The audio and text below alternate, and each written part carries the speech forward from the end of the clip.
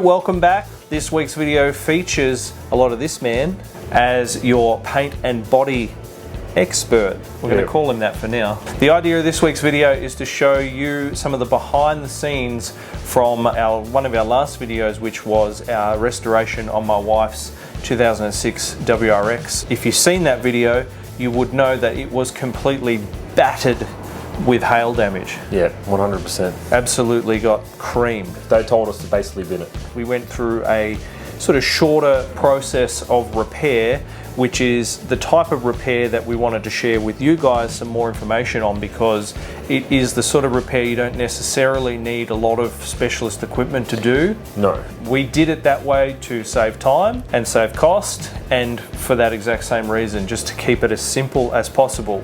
The idea of this is to give you some baseline concept on if you want to tackle a repair like this yourself. This is not a video about what is the best method.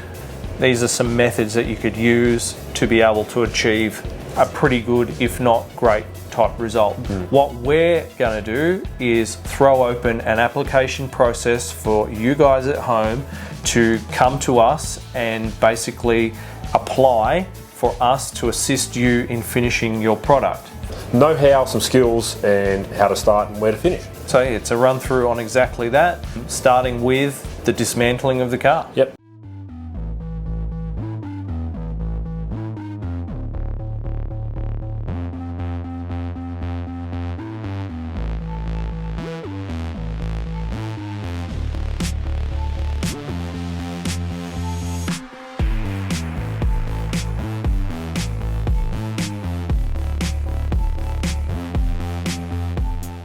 What a day on the Subaru. Just about ready now to pull off hanging panels from the car. But yeah, all of the bumpers are off, headlights are out, the rubbers, the trims, rear bumper. Inner trims I had to take off, drop some of this roof lining down so I could get these bolts out to get the rails off the roof. We had a bit of a look at starting the repair work here. You can see that definitely exposes the issues a lot better than just trying to look at them on the paint. It's a bit like the surface of the moon. Clean up all this crap. Plenty of crud. Give it a good wash down, hose down before we start rubbing it. It's exciting. It's very exciting. Should be the last time you see this car red. If you got anything out of this video of use, make sure you hit the like button for us, because that really helps us here on YouTube. If you haven't already, subscribe to the channel also. That's another great thing you can do for us that really helps us. We do have a line of merchandise which you'll also find on canfitcollective.com. And our new hoodies, crew necks, all sorts of different things that you can buy for yourself. Awesome. So jump online and hit us up. So in this section of the video, you'll actually see that after we got the car pulled apart as sort of much as possible, I took to it with the pressure washer. Yeah. If it ain't clean, it ain't sticking. You need to have a clean surface. Even if you're sanding something, before you sand something, to put bog on it, to put paint on it, to put primer on it. If it's not clean, if it's contaminated, you'll open up a whole bag of worms, dirt and bits and pieces that have been embedded in the paint over time, even old polishes and stuff like that. If you don't get all that stuff off, it can come back to bite you in the bum. Yeah, silicon-based products especially are a nightmare for you. Around tyres, around brakes, all that sort of stuff, like that stuff, yeah, it is a nightmare. Around door hinges, door strikers, all that sort of stuff where there's silicon-based lubricants and bits and pieces like that from people who don't know, obviously, with paint and everything else. Silicon is a painter's worst nightmare. And this car was full of it. Also, not only that, but underneath all of the panels, as we started pulling it apart, there was years of like caked on rubbish, dirt this thick high inside the rear or inside the front wheel arch. We pull the guard off. Guards and whatnot. So yeah, getting the car as clean as possible is definitely paramount. On the areas that were affected the worst by the hail damage, they've obviously got high and low peaks, especially low peaks. So in that process, I can see you like sanding through on top and then getting right into the divots. What's sort of the reason behind that? Well, the way paint and filler works, you have your scratches, so that's your scratches. The bog will sit onto your scratches, and then as it dries, it shrinks, and that creates the hold. So if you try to apply bog, primer, any sort of paint to a surface that hasn't got a scratch in it or some sort of key or something for it to hold on to, it's not going to stick. So if you have a dent and you sand over the top and you leave the hollow unsanded, it's just going to fall out. It needs to have something to hold on to. That's why you scratch everything. And paint's the same. Paint's the same. Making sure you get it sanded properly. Best thing. Yeah. Best thing. It's the golden rule. The only thing. Of prep. Yep. You're prepping your panels for paint and you're sanding. You have different grades of sandpaper. So it's important to work through for different jobs what the grades are. Yeah. You're using a material like a bog, right, which actually needs more to hold on to. So you use a coarser paper, same with primer. If you're priming over something, if you're trying to create a build, you need a coarser scratch in order for a material which is thicker to hold on to. That makes sense. As you come up onto your top coats or your base coat into your top coat, you'll use a finer paper, again, for that reason, because you're looking for a material which is a lot thinner to hold on to something which is also a lot finer. If your scratches are too coarse as you come into the more detailed work, you'll actually see them, because that material is not designed to hide the scratches, it's just designed to obviously look pretty, in this case bright. From how coarser grade in this job? We went from 40 to 80 when we started bogging, and then on the bog we went from sort of 80 to 180 to prime.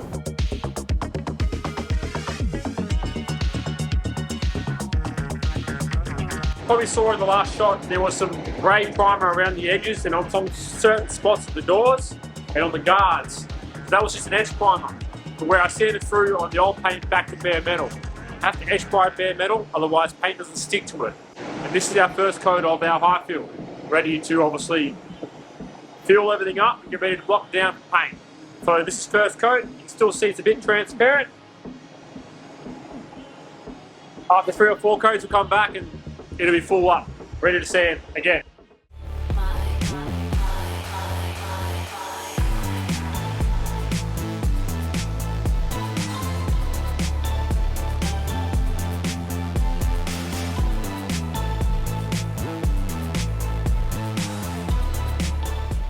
And then after primer, we went 320, 400 to 500. Yeah, so you're sort of getting to that 500 pad a lot of the time, and a lot of the areas that I prepped, which were already painted surfaces, we just needed to take a shine off of those. Yeah.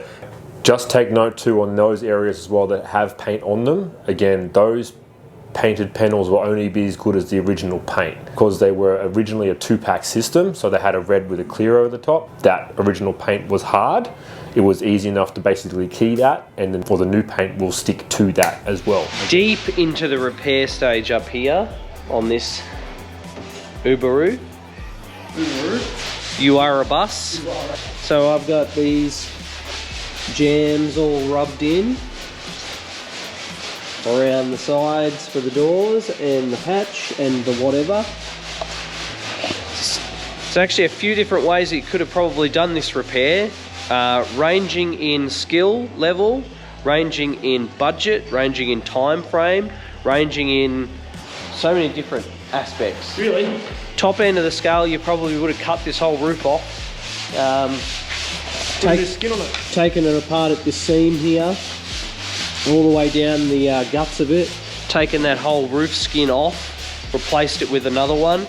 I don't think you can actually buy a new roof skin for one of these anymore, being 2006 this one, so you would have had to find another good one, pulled it apart, pulled this one apart, and obviously had the time, space, and very importantly skill set to be able to do such a repair.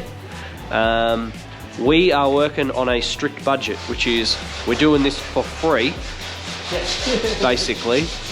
And so we chose to go the aspect that some of you probably don't like. That's the bog angle. The thing with bog is it's pretty bad rap for the most part, because a lot of people don't use it the right way or the way that it's intended to be used. You hear the horror stories of like the major crash accidents or old cars with rust, and they'll have like a crushed in panel, and then the whole thing's just chock filled with bog until you get the shape back and sanded, painted. And for the most part, until the bog falls apart, you don't even know it's in there anyway. For us, we're trying to use it as scarcely as possible. In this back corner, for example, this is bare metal. This is factory primer, paint, and a really light skim coat of bog on the top. Same as here, same as here. This is fresh bog that's yet to be sanded. And then all the way through all the pillar and across the top. So we're just trying to basically fill in the bits that we can't push out, Especially in places like this pillar where there's no access from behind to actually hit it with a hammer. We're going to fix that is with something like an easy beat. It's going to put a hole in that panel anyway and then pull it back out. Then you're either going to have to refill the panel and file finish it with steel or lead or something like that. It all takes time. It all takes time. And time equals money. Right now, That's a skim coat that's over the top of the basic repair work. this is where a product like your splines from Melomotive come into real their own, because you're trying to get this flat edge where you're only leaving in the absolute necessity part of the material. With how bad this bonnet was, Yeah, my stuff is on the floor though. you can see how much has gone into it, but you can see how much has come back out of it. You work them backwards and forwards to just leave the smallest amount of filler just in the actual low spots where the dents themselves are. We're just trying to basically make the best of what we got and turn out something that's going to be fun and enjoyable that we can take around and just kind of have fun in, really. This job done properly should last a lifetime, but you have to do it properly. You can't use a lot of it. You have to be mindful of where you put it. Everything has to be sanded properly, and you have to make sure that it's hard and dry and everything else. Put things in perspective in this whole entire car. I had a quarter of a tin of bog legs left, which is about 400 grams. We haven't even used all of that. You know, don't discount bog if it's useful to you. Just try and use it the right way is what I'm trying to say. It's important to use the products as they're designed and as they're specified. Ultimately, we're just doing what it's going to take to get this result. We move into adding some of the colour to the job overall. Because we're going from such a harsh colour in the red Yep. into such a bright colour like the green. Yeah. Something called coverage is really poor. Yes. So if we just were to paint the green straight on top of the red, it would cover like Would not cover at all. in a term used in the industry. So Yes. you went to a base coat first. It's a three-part system, this colour was, so it had a white base, then it had the yellow, and then it had the clear. So again, the white basically helps with coverage. 3 coats of white down to cover anything that's sand-throughs and mismatched colours and whatever else for consistency. And then we put 3 coats of the green over the top of that, again, just for coverage, and then 2 coats of clear.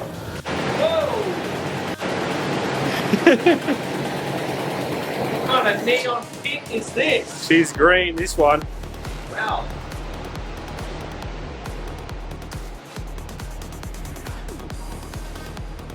What do you think?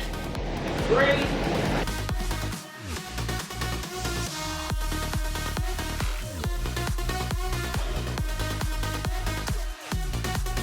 A point of mention for anyone that's out there, if you're considering going down the route of colour change and you're looking at buying a project or starting with a project, especially if the bodywork on it's reasonable, starting with a car that's already white or black is a good place to start. Ideally, yeah. And it's also a good place to start if you're going to shortcut it and only do like a closed door respray if you've got budget constraints or something along those lines, because at least if you say start with a black car and you're painting it a dark purple or something like that, Yeah. when you pop the doors open, at least the parts you haven't painted are not necessarily that obvious. Yeah. If we had painted the outside of this car green Left the door and left jambs the red. door jambs red, Well- it would have looked horrendous. Yep. You're like lipstick on a pig. Yeah. These are our inner doors. Really, this camera does not do justice to this colour. In reality, it's a really vibrant sort of yellowy green. It looks more green, just solid green on the camera. All of our guard bolts painted, so we can bolt the guards back on. And the insides of our guards here. We're close. We're close.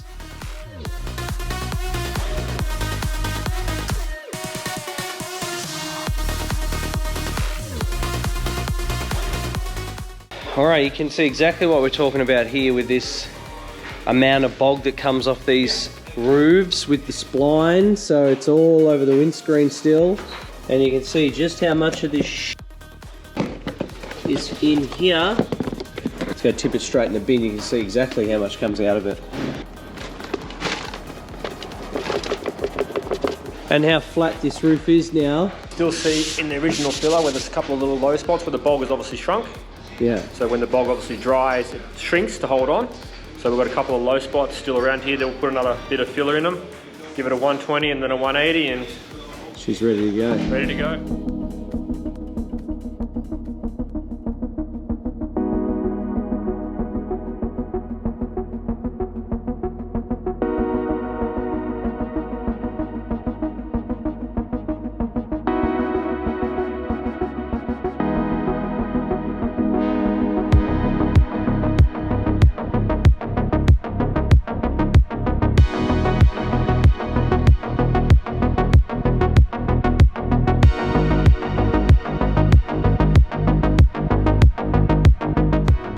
Holy green vehicle. Couple of green doors. A couple of green inner doors. Oof. All edged out. I think the most telling place in the change in this car has got to be the comparison between that green and that red directly on top of each other here under the tail light. That is high impact. Would you say it's high impact? You would say. He would. Very high impact indeed. Woo, look at that.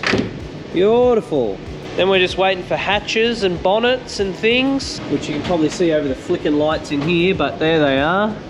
White base coats on both of those undersides, so they'll be edged out, ready to go on. D-Day for the body, tomorrow. Look how excited he is over there. Look at that, thrilled face.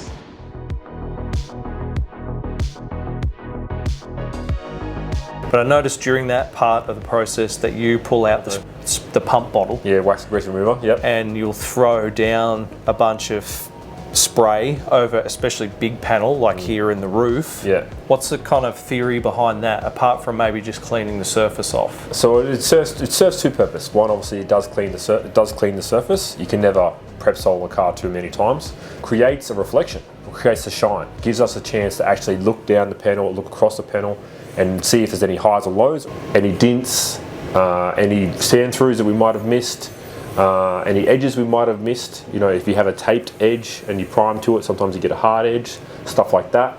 So that's the two purposes that serves. To check the panel, to make sure we're happy with it, and to clean the panel. Because again, you can never clean enough. Makes sense to me. It does. I am putting a trim tape in this window, front window, to get ready for paint. So you can buy a trim tape from your paint suppliers, which is like 70, 80 bucks a roll. So it's a tape with a plastic edge on it. I saw this little neat trick. So this is an old tape measure that we've just cut up into strips. So you can get a tape measure, even a brand new one, for like 10 bucks from Bunnings. If you have a roll of masking tape laying around, cut it into strips. It's nice and stiff. Stuff it down in there. Put some tape on it and pull it back. And you can reuse them. The other trim tape is one use only. And the other trim tape as a roll costs how much? About 80 bucks, 70 to 80 bucks for a good one. So, and it's single use only. So, great little hack.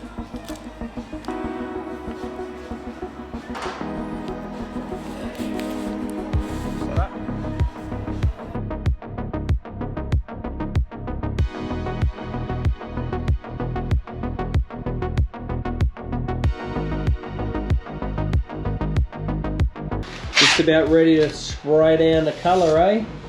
Very close. It's been a massive week for everyone, but we are getting very, very close. Just a bit of plastic. Plastic around the bottom, so I use this roll plastic, which is similar to our masking machine. Simple as back masking everything, and you just drop it down, go around. But what are we up to? I think 45 hours to get this far. Whole week. Roof repaired, bonnet repaired. All the hail damage that was on it from those who have obviously been watching this from the beginning. Massive job. So, very excited to squirt some colour on it though. Outstanding, the difference. All primed, ready to go. Couple of real small rub throughs, just where there's some low spots, or high spots to low spots. But mate, when you look at this bonnet, especially with how how peppered it was. I'm not sure if we mentioned it earlier in the video, but these Subarus run an aluminium bonnet, and this bonnet here is like super lightweight when we had it off the car, and like even just to try and hold it down on the table, We had to clamp it. to clamp it down, just to rub it with getting it right. But yeah, there's like, you know, real fine body lines in this and whatever, and you know, you look at it now and it's come out real nice. So you know, we had a hail specialist that looked at this and basically said bin it. Yeah. So instead of binning it, we've brought it back.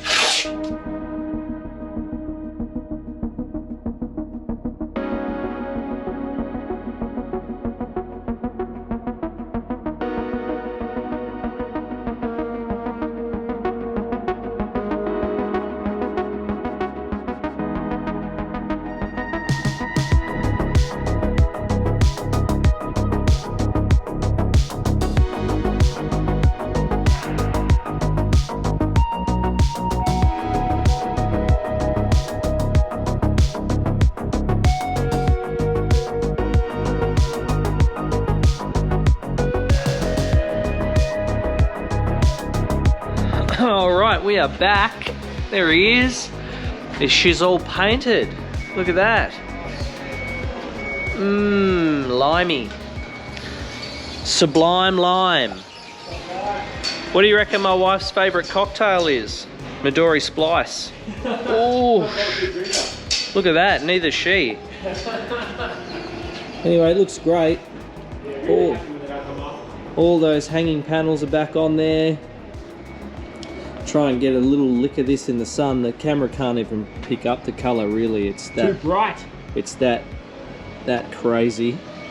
Anyway, so now begins the long process of putting it back together. Hopefully, not really, but I'll make it up as I go. So yeah, we'll chuck it on now to get all the bits and pieces back on there, and hopefully we got a more complete car to show you, because I've been looking at it like this for over a week now, and I'm sick of seeing it in pieces. It's got to be finished. Get back into it. We're at the final moments now. We're putting the car back together. For me, probably the cardinal sin of whenever you're putting a car like this back together, chip and paint, when you're trying to put things like doors back on especially, or bumpers, bonnets, hatches. So make sure that you're taking the most amount of care now. Don't shortcut yourselves too quickly with throwing something back together in a hurry. It's ultimately at this stage, if you give yourself time, it always takes twice as long to put it back together as it does to pull it apart. It's just the way it is. Spend the time wisely. Yes. Give yourself a break.